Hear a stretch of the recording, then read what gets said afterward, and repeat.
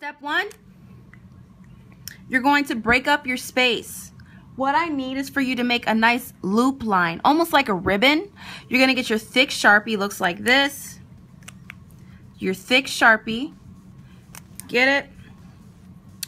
Hold your Zentangle square nice and steady and start your line from one end. And then bring it around, nice big loop, and go ahead and bring it around to the other end. All right, what you can do is, you can start creating, thicker lines.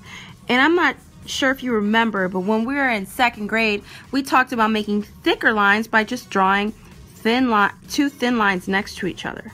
And that's what I'm gonna do, two thin lines next to each other. Then you kind of go back and color it in.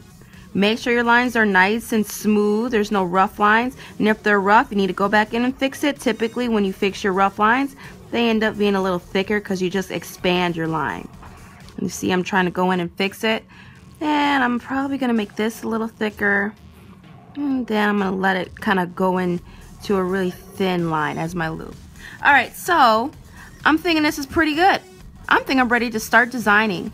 What you're going to start designing is you're going to start designing one space right about here, two spaces, there's your second space, and your third space. So you've got 1, 2, and 3.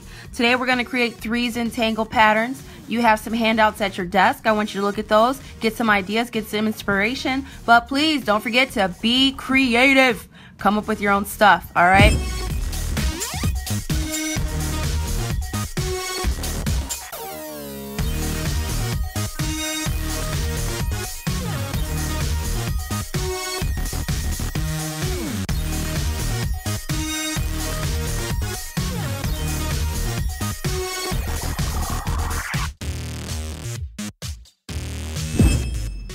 Alright guys, so as you can see, we have some thick lines all throughout the picture, right next to a whole bunch of thin lines, creating a lot of cool contrast and visual interest, okay?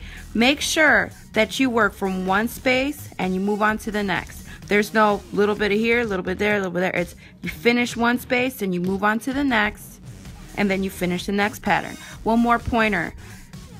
Just repeat things. We're making patterns today, guys. So you saw, as you can see, that I chose one line. One line was a curved line, and so I just kept repeating the same curved line.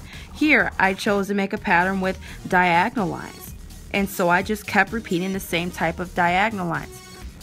Over here, my finishing touches was adding a little bit more thick lines to balance out the weight within my picture. So make sure that you guys give me a lot of visual interest by filling in the spaces, okay? And remember, one space at a time.